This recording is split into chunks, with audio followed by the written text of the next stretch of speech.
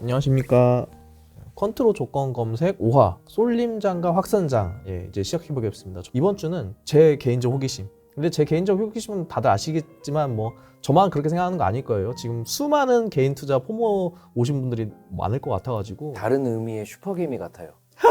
개미들을 대표하는 슈퍼개미. 네. 이게 사실 3전 닉스 잘 가는 거 알겠고 많이들 버셔서 축하드리고 이제 제가 벌 차례인데 안 온다. 대체 왜 안 오냐. 그래서 이제 본부장한테 여쭤본 게 3전 닉스 가는 거 축하할 일인데 보통은 그 뒤에 소부장이 간다거나 좀 따라가야 하는데 가는 놈만 간다. 보통은 퀀트로 분석을 했을 때 이런 대형주, 대장주, 쏠림이 있는 장이 가고 나서 그 다음에 어떻게 대처를 해야 하는지 전뿐만 아니라 수많은 개미들이 대형주가 이만큼 갔으니까 소형주는 이만큼 따라가지 않을까라는 그 확신을 가지고 들어갔다가 지금 많이들 포모가 더 크게 오고 있거든요. 요걸 한번 퀀트로 오늘 한번 부셔주시죠.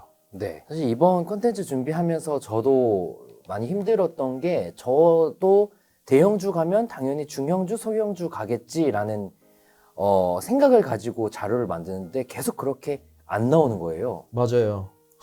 답답합니다. 네. 이상하다. 이렇게 자료가 나와야 되는데 왜 안 나오지?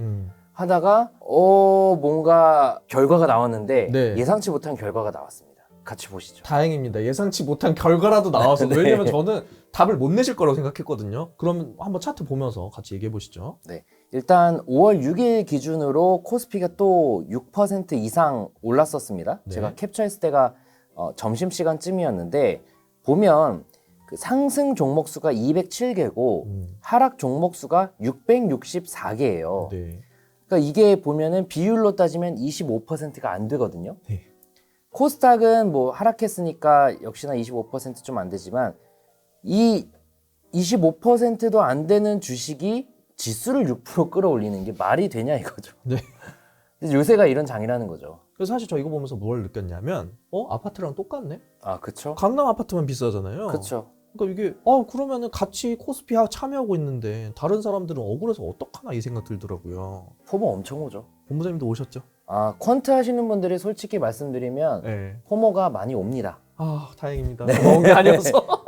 이런 시기, 그러니까 대형주 장세에서는 아무래도 한 종목 대형주만 투자하는 거 아니면 네. 대부분 포모가 올 것 같고요. 그 다음 장표를 보면은 2007년 이후로 30% 미만 종목이 시장을 이끈 횟수를 조사해 봤어요. 네. 뭐냐면 코스피가 올랐는데 전 코스피 종목 중에 30% 미만 종목이 이끈 네. 그런 장인데 보면은 2007년도는 한 건도 없고요. 네. 2008년도는 두 건, 네. 그리고 뭐 두 건에서 세 건, 네 건, 한 건 왔다 갔다 하다가 눈에 띄는 게 22, 3, 4, 5, 6 확 늘어나죠.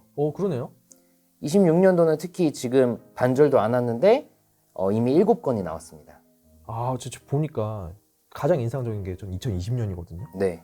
그러니까 사실 반등이 나올 때 다 같이 행복했었거든요. 네, 그쵸. 요즘은 반등 나올 때 다 같이 웃질 않아요. 맞아요. 그리고 하락이 나올 때 우리만 울고 있습니다. 맞아요. 2020년도가 이따 후반부에 자료가 있겠지만 거의 90%의 종목이 올랐어요. 맞아요. 매일, 그래서 매일. 사실 그때는 개미들이 모두가 웃었어요. 네. 그래서 그 기억을 갖고 지금 투자하고 있거든요. 네. 일종의 이게 신뢰를 안 하실 수도 있겠지만 네. 제 나름의 퀀트 분석이거든요. 네. 예. 머릿속에서 돌아가고 있는 저의 낮은 레벨의 CPU가 퀀트 분석을 해본 결과 2020년에 그렇으니까 이번 장에서도 전쟁이 끝나면 다 같이 가지 않을까 이런 생각했는데 여기처럼 쏠림 현상이 계속 지금 이미 상반기가 아니라 지금 1분기 지나갔는데 7건이면은 연말까지 너무 허무할 것 같아가지고요. 이거 심지어 4월 말 기준이에요. 5월 달이면 아마 몇 건 더 추가됐을 추가됐죠. 거예요. 예. 네. 어제 제가 장인어른하고 저녁에 식사를 하는데 네. 전화가 오는 거예요. 장인어른 받으시는데 네. 네, 끊더라고요. 그래서 누구예요? 그러니까 그 친형님이라고 네. 무슨 얘기 하세요? 삼성전자 샀는데 오늘 10% 먹었다고 자랑하고 끊으시더라고요. 네. 그런 이야기를 네. 전화, 뉴스, 커뮤니티, 어디 댓글 이런 데서 지겹게 듣고 있는 것 같아요. 네. 어쨌든 지금 장이 충분히 그런 장이고 쏠림 현상이 점점 심해지고 있다라는 걸 좀 볼 수 있었고요. 그래서 그 다음 장을 보면 결국 과장님께서 궁금해하셨던 네. 삼전닉스보다 시가총액이 낮은 반도체 중소형주를 이제 들어가야 되냐를 네. 제가 분석해봤어요. 좋습니다. 결과를 답변을 좀 주십시오. 네. 일단은 그 다음 장표를 보면은 그 시뮬레이션을 해봤습니다. 네. 2007년부터 최근까지 반도체 대형주, 중대형, 중소형, 소형주들을 싸그리 사서, 근데 대형주는 상위 5개만 사고 나머지는 좀 많이 사서 바스켓 매매를 했는데 네. 그렇게 시뮬레이션을 해봤더니 대형주가 최근에 엄청 올랐고요. 맞아요. 중소형주가 좀 안 좋았고 중대형주가 가장 안 좋았고 네. 소형주는 좀 독자 노선을 타면서 네. 그래도 수익률이 괜찮았습니다. 네. 제가 이번 자료 준비하면서 정말 많은 데이터 분석을 했어요. 2007년 이후로 거의 모든 종목의 상관성 분석과 이 대형주 이후에 뭐 1일, 2일, 3일, 4일, 5일 그 변동성 뭐 다 분석했는데 그 다음 장표를 좀 보면 2009년, 2017년, 2020년에는 대형주 상승 이후 중소형주로 확산되는 흐름이 일부 존재했고요. 네. 2020년에만 특히 마지막에 중소형주가 급등을 했었습니다. 네. 이걸 기억하고 있으니까 네. 사실 저도 주변 사람들한테 포모 온 사람들한테 안심시켜 주려고 네. 야, 이제 그거 하지 마라. 그거 올라봐야 얼마나 올라냐? 지금부터 이제 시작이니까 그 너무 포모 오지 말고 이제 중소형주 사도 돼. 이렇게 얘기했었거든요. 맞아요. 소형주는 템버거도 쉽다. 약간 이런 솔직히 저는 인식이 있잖아요. 그런 마음으로 들어갔어요. 네. 근데 안 갑니다. 그리고 대형주 빠질 때 더 크게 빠져요. 그러니까 이게 사실 포모 오지 말라고 제가 그 위로를 해줬는데 제가 포모가 오고 있으니까. 근데 왜 이 2026년 이 시기에만 이러고 있는 건지 그게 이해가 안 가는 거거든요. 네. 실제로 2024년부터는 시장이 많이 바뀌어서 네.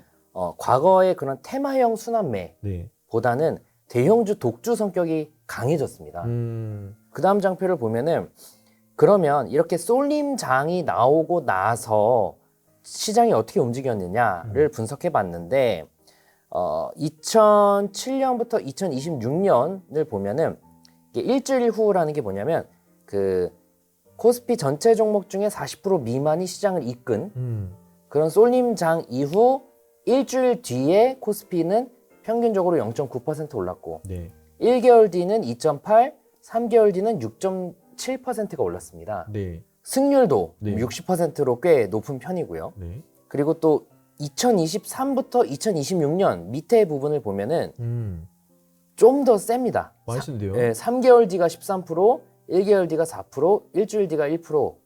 그러니까 점점 그 대형주 장세 이후로 시장이 좀 상승하는 그런 케이스가 많은데 이게 그 다음 장표를 또 같이 봐야 되는 게 그럼 대형이 강하냐 중소형이 강하냐예요. 네.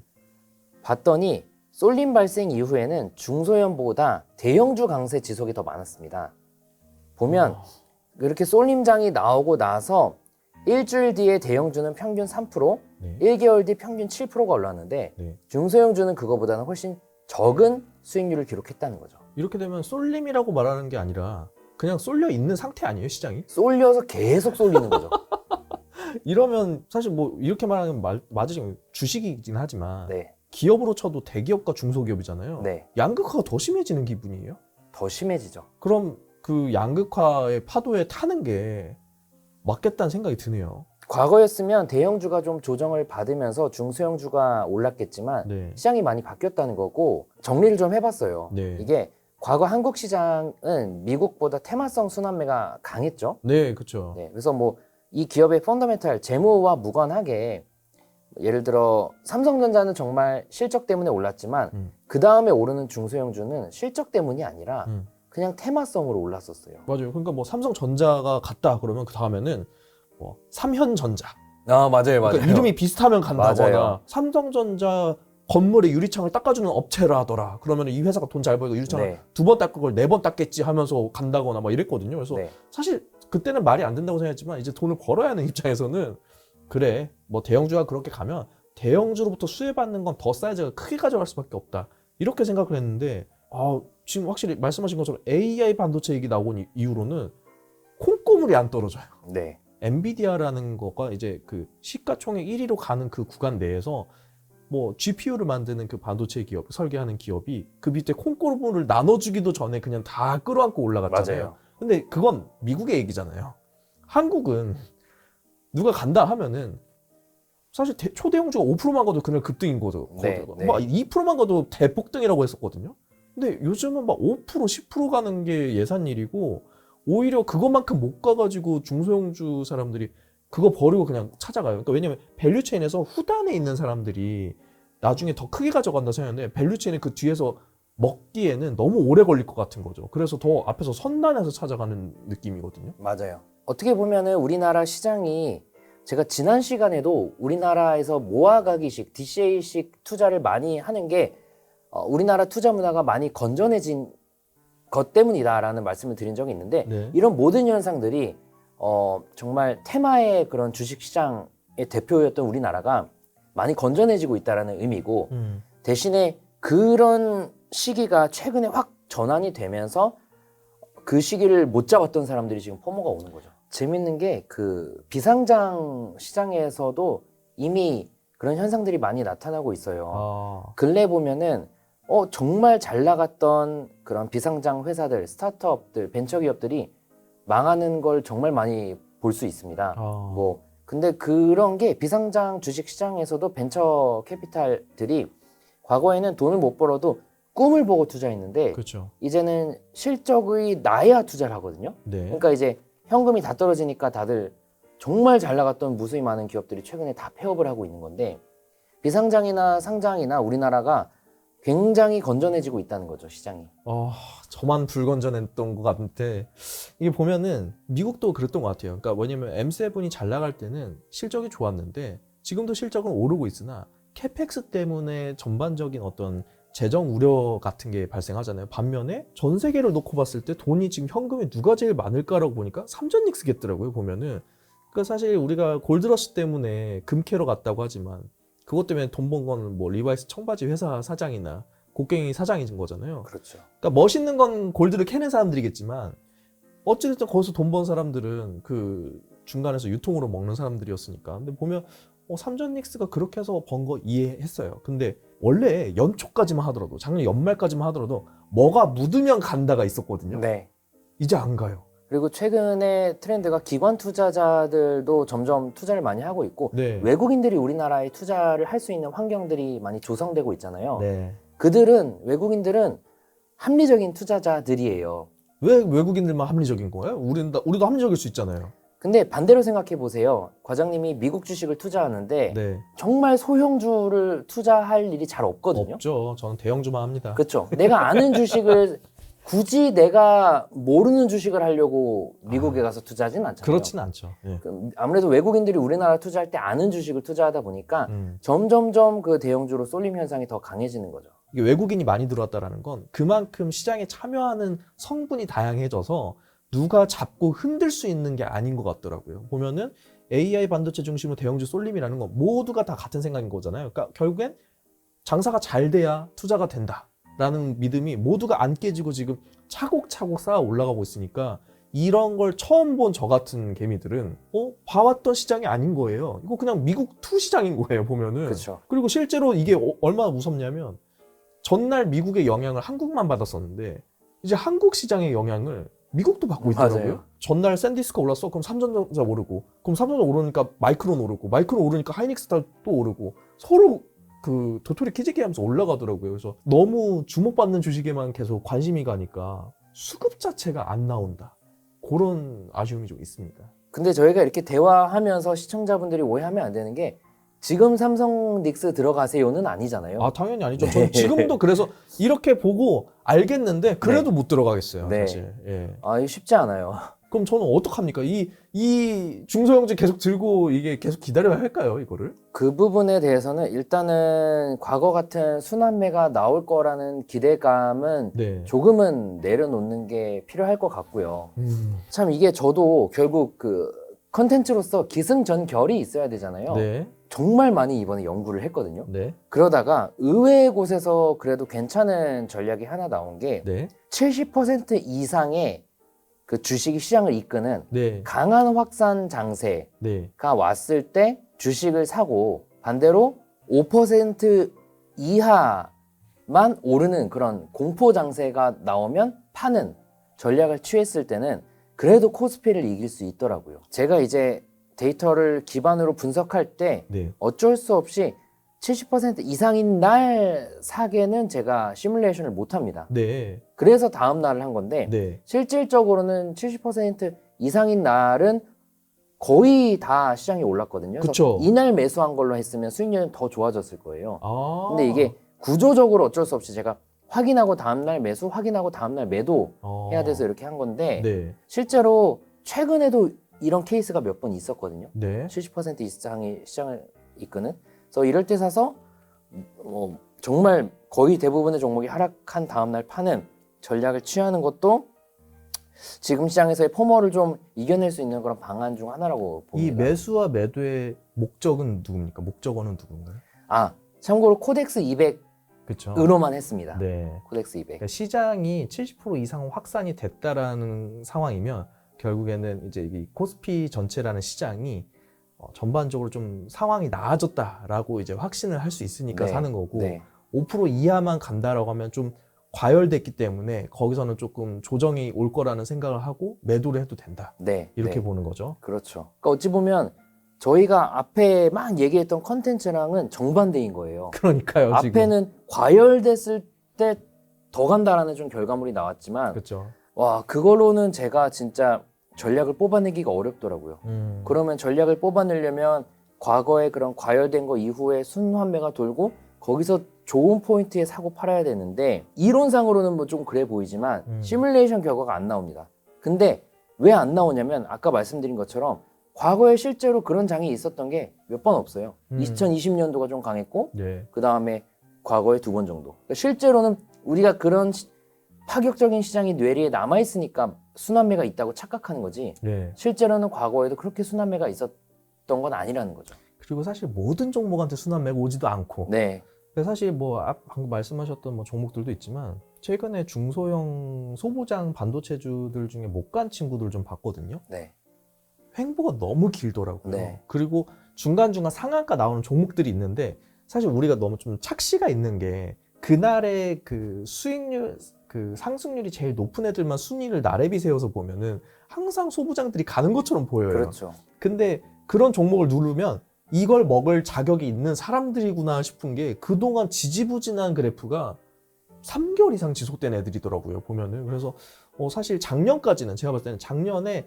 이 레거시 반도체 쇼티지가 나기 전까지는 어느 정도 퀀트적인 분석이 가능했으나 그 뒤로는 과도하게 쏠림이 발생하면서 우리가 좀 통계적인 접근이 굉장히 어려워졌다라는 생각이 드는데 그런 생각이 듭니다. 이게 퀀트로는 세계 1등을 하자는 게 아니지 않습니까? 네. 그래도 중상위 이상 꾸준히 심리적으로 흔들리지 않으면서 계속 어느 정도 아웃퍼폼할 수 있는 그 수치를 만들자라는 관점에서는 지금 말씀해 주신 것처럼 시장이 어느 정도 확산이 확인됐을 때 들어가고 5% 이하로 소수가 집중돼서 과열이 됐을 때 좀 매도하는 식으로 좀 시장을 좀 전체적으로 접근해야겠네요. 개별주로 접근하기보다는. 네. 그리고 뭐 제가 좀 이번 자료 준비하면서 아쉬웠던 게 조금 더 시간이 있었다면은 그런 걸 해보고 싶었어요. 반도체에서도 좀 중대형주, 중소형주 중에서 실적이 좋은 애들은 갈 거거든요. 아까 말씀해 주셨던 미국에서 샌디스크가 대형주가 되어가고 있는 과정처럼 그렇죠. 과거처럼 삼성전자 올랐으니까 비슷한 이름의 종목이 올라가는 시장은 네, 사실상 끝났다고 보고 그렇게 생각합니다. 하지만 분명히 그 반도체 AI 사이클은 존재하고 상대적으로 못 올랐는데 미국처럼 펀더멘탈 실적이 받쳐주는 애들은 또 오를 거란 말이죠. 그런 종목들은 분명히 개별 종목에 투자는 할 수 있다라고 생각을 합니다. 좀 이대로 끝내기는 아쉬우니까 네, 혹시 이게 방송이 나갈 수 있을지 모르겠으나 방금 말씀드린 것처럼 반도체에서 그래도 재무가 괜찮은 애들은 네, 공략을 해볼 만한단 말이죠. 네. 그러면은 반도체 업종 중 실적이 개선되고 있는데 주가는 최근 6개월 동안 크게 상승하지 못한 종목 이런 거를 한번 찾아봐도 네. 괜찮죠. 그렇죠. 왜냐하면 반도체라는 섹터 자체는 커져버렸기 때문에 네. 사실 당장 따라가진 못하더라도 커져버린 섹터만큼 어느 정도 상승분은 나올 거라는 기대는 하잖아요. 그렇죠. 네. 네. 좀 찾아보니까 테크윙 하나만 나오는데 이게 아마 제가 6개월 동안 상승하지 못한 거라고 하니까 네. 아예 진짜 상승하지 마이너스인 못한 애를 건가. 요새 6개월 동안 상승 안 한 반도체주가 거의 없으니까. 그럼 하나만 더 조건을 넣어서 네. 상승분이 20% 미만인 걸로 네. 예, 제가 봤을 때 10%는 좀 많이 오바인 것 같고 6개월 동안 상승률이 20% 미만인 네. 종목. 쉽게 안 나오네요. 6개월 동안 상승률이 50% 미만으로 해보죠. 예. 만족스럽지 않나요? 제가 수익률이 50%가 안 되는데 그쵸. 웬만한 게 지금 다 갔죠. 네. 같은 반도체 섹터 안에서는 6개월이 뭐예요? 1개월 사이에도 뭐. 그쵸. 나왔다. 보면은 넥스트 칩도 6개월 사이에 28%가 빠졌네요. 뭐 이제 요즘은 사실 네. 유상증자 이슈나 네. 오너의 블록딜 이슈나 이런 네. 것들이 많긴 하더라고요. 네. 소고장 업체들은. 그래서 그런 이제 뭐 각 업체별로 회사별로 이제 그런 이슈들은 다 가만히 돼야 할 것 같고요. 네. 예. 보면은 생각보다 있어요. 사실 이 개별 종목이 반도체라 그래서 뭐 전체 사업 부분 중에 20%만 반도체 하더라도 여기 이제 나올 수 있다 보니까 그렇죠. 좀 더 뭐 추가 분석은 해봐야 되겠지만 그래도 덜 오른 반도체 종목들은 분명히 있는 상황이네요. 네. 뭐 이 중에서 정말 이 산업에 대한 종목에 대한 분석을 해서 들어갈 수도 있고 몇몇 개 뽑아가지고 진짜 막 모아가기로 들어갈 수도 있고요. 좀 그런 전략을 한번 취해볼 수도 있지 않을까 싶습니다. 네. 이럼에도 불구하고 또 내일은 그리고 다음 주 또 대형주가 갈지도 모르지 않습니까? 그렇죠. 예. 퀀트 말고 마인드셋으로 조건 분석을 좀 해주신다면 어떻게 해야 할까요? 요즘 같은 장에서. 저도 못하고 있는데 아니, 근데 퀀트로 하시면 좀. 다른 사람 모시면 네. 물어보세요. 아니, 퀀트로 하시면, 그래도 이 시장이 좀 뭐 RSI 과열이야. 뭐 이런 판단 하시면서 그럴 수도 있으시잖아요. 지금 듣고 싶은 대답이 있으신 것 같아요. 네, 좀 해주세요. 못 살겠어요, 사실. 저 빼고 다 부자 되는 것 같은데. 물론, 저 같은 사람들이 훨씬 많을 거라는 생각이 들긴 하는데, 뉴스나 커뮤니티에는 부자들 인증만 나오잖아요. 그쵸. 수익이 많이 나온 사람들 네. 인증만 나오니까.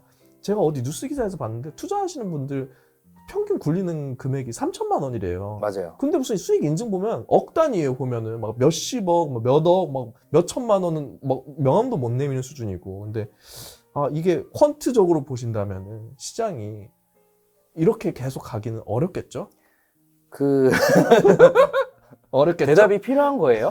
위로 좀 해주세요. 근데 제가 아까 말씀드렸던 것처럼 시장이 건전해지고 있습니다. 네. 그러면 사실 과거에는 과장님도 어쨌든 증권사에서 근무하시니까 개인보다는 얻을 수 있는 정보도 좀 더 있을 테고, 그러니까 그게 뭐 당연히 불법 정보는 아니고 모두 다 얻을 수 있는 모두 다 정보겠지만, 얻을 수 있는 정보인데 업이 그거다 보니까 더 많이 보고 있죠. 네, 더 예. 많이 보고 있죠. 네. 과거에는 더 많이 본다고 더 돈 버는 시대는 아니었어요. 네. 오히려 정말 그냥 대충 찍어서 그게 오를 수도 있으니까. 그쵸. 근데 이제는 공부하면 돈을 더 벌 수 있는 시장이 된 거예요. 이 최근에 있는 삼전릭스 시장을 놓쳤다면 정말 아쉽지만 앞으로 남은 기간 동안에 우리나라 시장이 건전화가 유지될 거라서 이제부터 벌면 되죠. 네.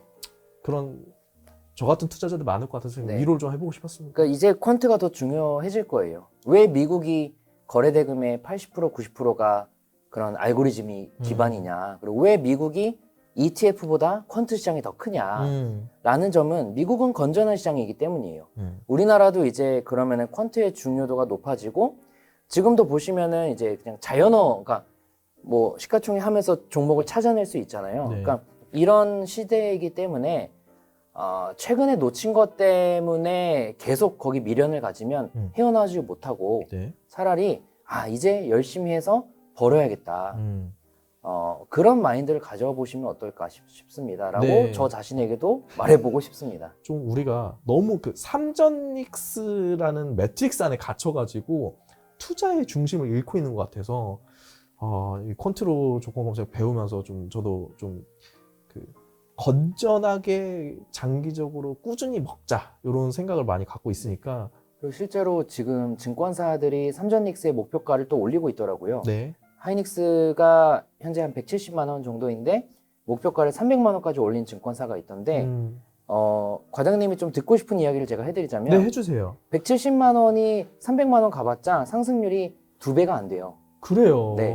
맞아요. 근데 제가 아까 최근에 순환매 장세가 과거와 달리 많이 없어졌다고 말씀드리긴 했지만 네. 여전히 보세요. 최근 1년 동안 뭐 40% 20%도 안 오른 종목들이 반도체 중에서 실적도 잘 나오는 애들이 있어요. 네. 그러니까 얘네는 사실 2배 오르는 게 많이 어렵지는 않을 그럴 것 거거든요. 같아요. 시장이 계속 간다면. 그렇죠. 그래서 분명히 종목 선별이 잘 하면은 포모는 이겨낼 수 있는 시장이라고 생각합니다. 이미 커져버린 회사가 더 커지려면 더 큰 모멘텀이나 더 큰 어떤 트리거가 있어야 할 것 같은데 그거보다는 더 쉽게 커질 수 있는 회사들을 찾는 방향으로 제가 듣고 싶은 말 해주셔서 너무 네. 감사합니다. 예, 좀 마음이 좀 괜찮네요. 예. 다행이네요. 예. 그러면은 오늘은 좀 많이 어려운 주제였어가지고 근데 앞으로 계속 어려운 주제를 요청드리는 게 맞을 것 같아요. 네. 왜냐면 바보가 아니거든요. 저희 같은 사람들이 바보가 아닌데도 이 장이 이렇게 어려운 이유는 다 이유가 있을 거라 생각합니다. 네. 그리고 그 이유는 본부장님이 이렇게 해석해 주시면 되는 거니까 네. 네, 다음에도 또 믿고 한번 또 여쭤보도록 하겠습니다. 네. 네, 그럼 오늘 컨트롤 조건 검색 5화